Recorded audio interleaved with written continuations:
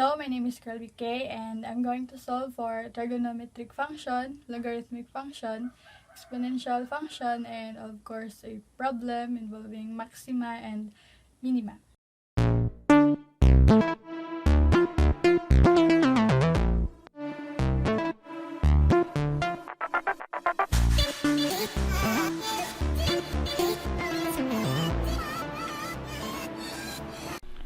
For our trigonometric function, we have y is equals to sine x over 3 minus 2 cosine x. So, since this is a division, we're going to use quotient rule. You have v du u v over v squared. And simply apply this rule. V is, this is the v, this is the u. So v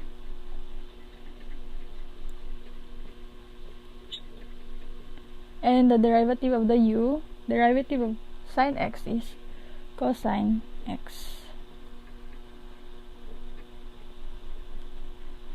minus u, which is sine x,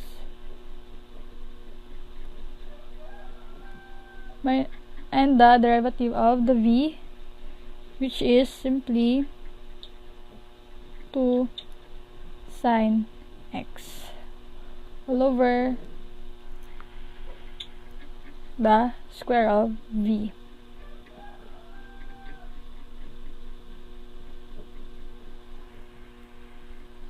Squared. And simply combine the like terms. Distribute this to here.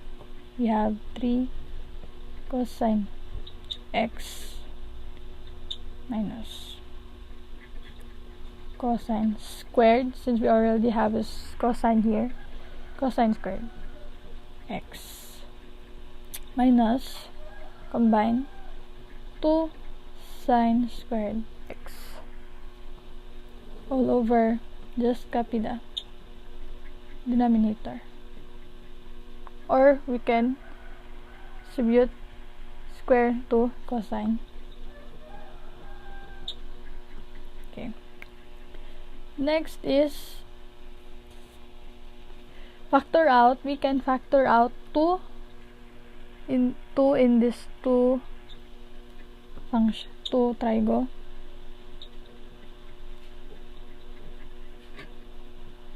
Negative 2 and okay, cosine squared x minus sine squared x.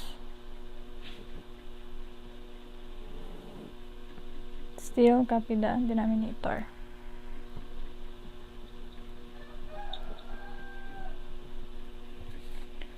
And the equivalent of this equation is equals to 1. This equation is equals to 1. So we can simply have our final answer. 3 cosine x minus 2 times 1 over the denominator, and for the last one, x minus 2 over 3 minus 2 cosine squared x. So this is the derivative of our, so this is our final answer.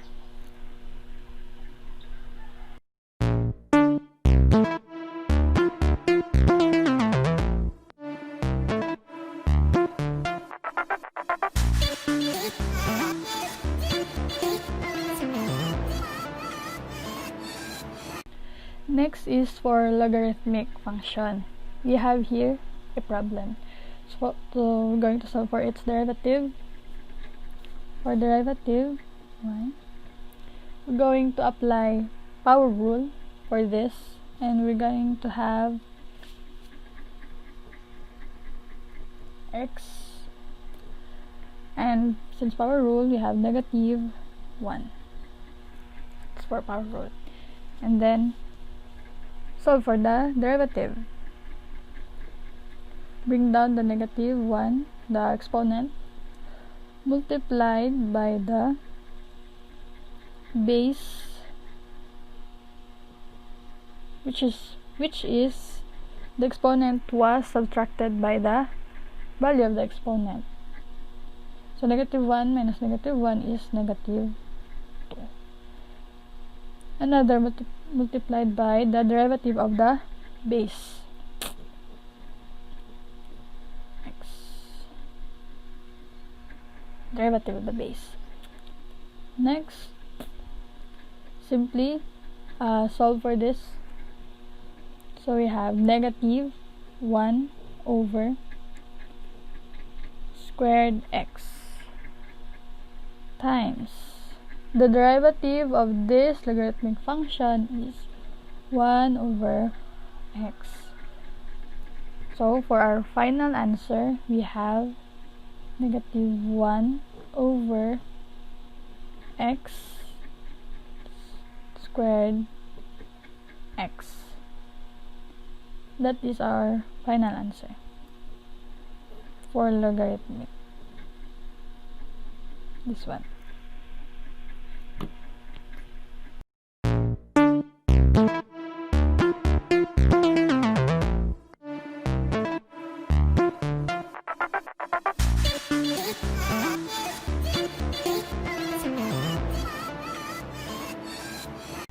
Next is exponential function.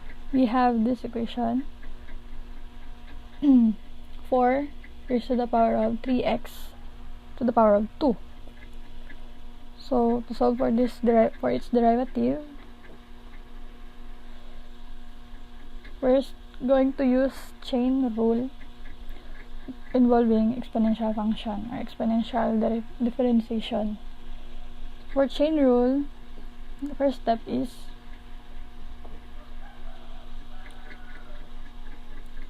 and 4 times to the derivative of its exponent.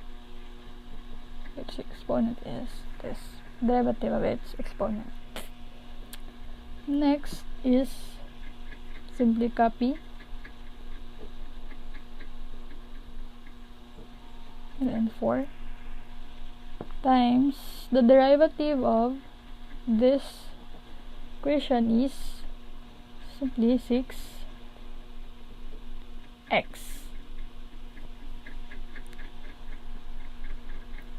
For final answer, solve. So we have 6x for 3x squared and 4. So we have the derivative. We have our final answer.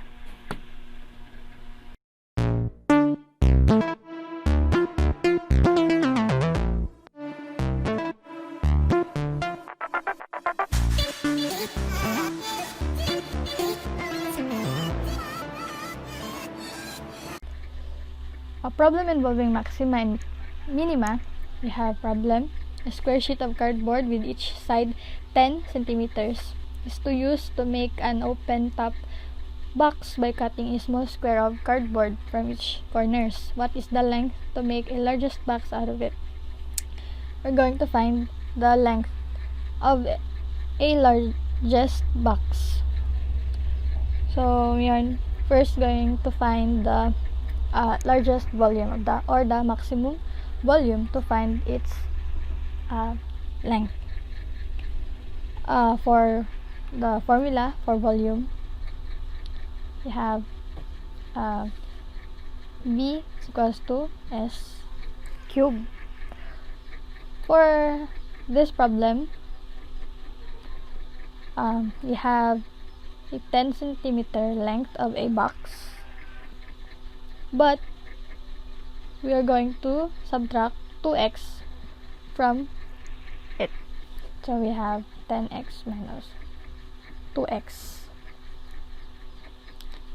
Since you're going to cut small square, so this represents the 2x. From this side, minus 2x. This side, minus 2x. This side, 2x. And this side, 2x. So we have here. And we're going to square this times the x. So it is equivalent to s cubed. And simply solve for the problem. We're going to have, for our volume, for direct solution, we have 4x cubed minus 40x plus 100. Okay, 4x cubed minus 40x squared minus 100x.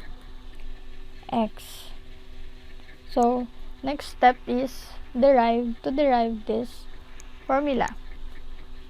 So the derivative of our volume, have 12x squared for this one minus derivative 80x, and of course simply copy plus 100. The derivative is also equal to 0.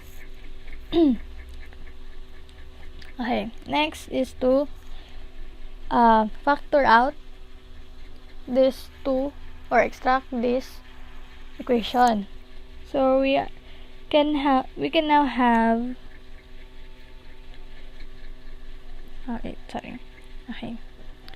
12x minus 20 and x minus 5 equals to 0. Okay, next is to separate these two equations. We will have 12x minus 20 is equals to 0. So we're going to solve this one first to find x. So 12x transpose, so we have positive 20.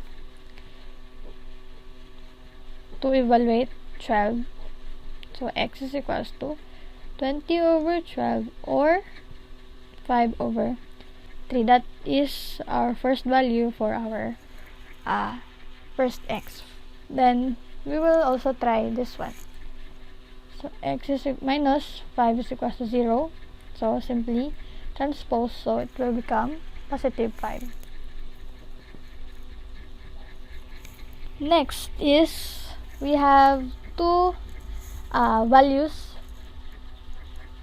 to be considered as the length to make a largest box out of this box, but we need to find the length for a largest box.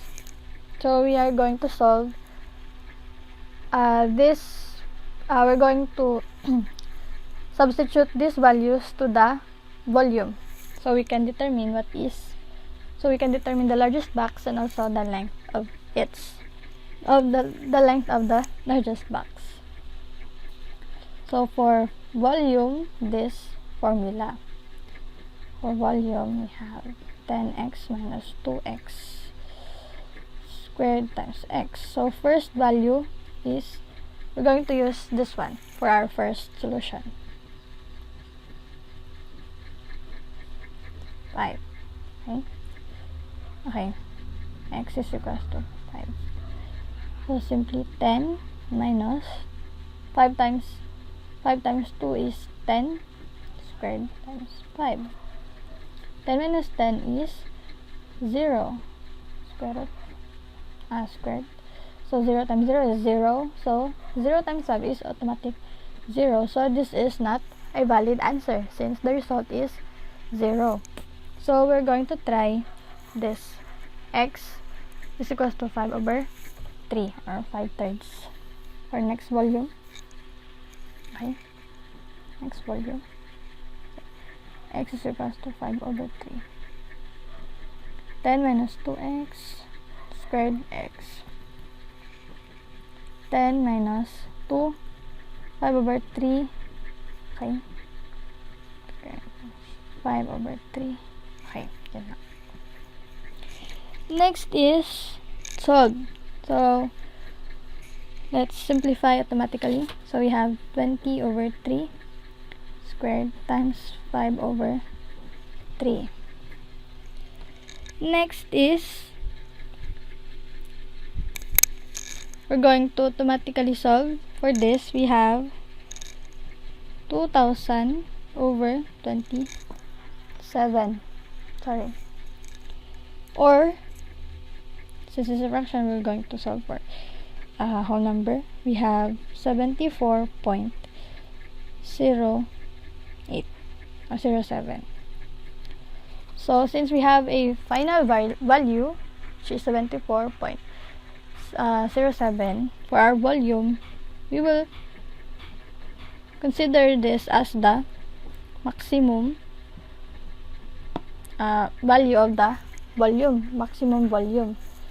So this is the volume of our largest box. So the side or the length to make the largest box out of this is x equals to 5/3. So this is our final answer with a volume of 74.07 centimeters cubed. This one is centimeter. That's all.